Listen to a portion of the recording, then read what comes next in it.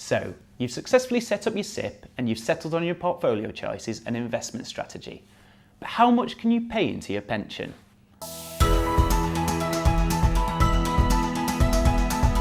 Hi, I'm Tom Selby, AJ Bell's Senior Analyst, and I'm going to walk you through just how much you can pay into your pension each year and throughout your lifetime. Let's kick off with how much you can pay into your self-invested personal pension, or SIPP, each year. Tax reliefs on pensions are extremely generous compared to other financial products.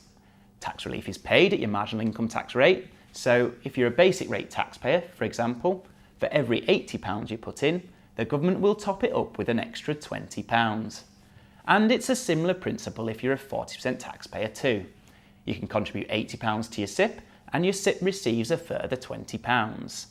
However, you can also claim an extra £20 through your self-assessment tax return, and this goes to you rather than into your SIPP. Tax relief is limited by reference to your UK taxable earnings. This means your total pension contribution can't be worth more than your salary in any given year. So if you earn £28,000, for example, the most you could pay into your SIPP is £22,400. The tax relief would add a further £5,600 to take you up to a total SIPP contribution of £28,000. You also need to be aware of the annual allowance. This is the maximum you can pay before you incur tax charges and is currently set at £40,000. So in practice, earnings permitting, you would contribute £32,000. The tax relief, once received, would take the value of the contribution up to the £40,000 limit. Care is needed though, because the annual allowance covers all contributions, including those made by your employer, to all schemes. If you contributed more than £40,000, you may still get tax relief if you have sufficient UK taxable earnings, but you would have to pay a tax charge. That is unless you can use the so-called carry forward rules. This means that if in 1 year you pay in more than £40,000, you can utilise any unused allowance from the previous 3 tax years, provided you've paid in less than £40,000 in those tax years.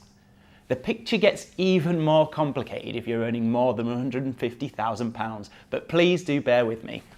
For every £2 of adjusted income you receive above £150,000, your annual allowance falls by £1.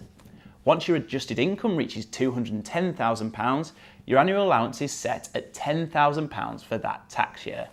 Adjusted income includes any employer pension contributions you received during the tax year, as well as your other sources of income. Alongside the £40,000 annual allowance, SIPPs are also subject to a £1 million lifetime allowance. Effectively, that's a cap on the amount of pension assets you can hold during your lifetime. If you have pension assets worth more than £1 million when you start taking money out of your pension after age 55, you'll be hit with some pretty hefty tax charges on the excess.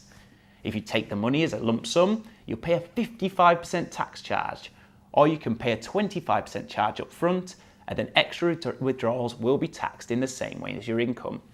It might also be worth looking into fixed and individual protection, tools you can use to minimise tax charges if you're at risk of breaching the lifetime allowance we talked about. However, these come with strings attached, so speak to your advisor and review the rules before protecting your pot. One final point in all this, these are the pension tax rules as they stand today. The government has a nasty habit of changing and tweaking the rules in budgets and autumn statements, but we will endeavour to keep you abreast of any changes that might affect you. That was just a whistle-stop tour of how the pension contribution rules work in the UK. You can find more detailed information via the AJ Bell You Invest website. Thank you very much for watching and happy investing!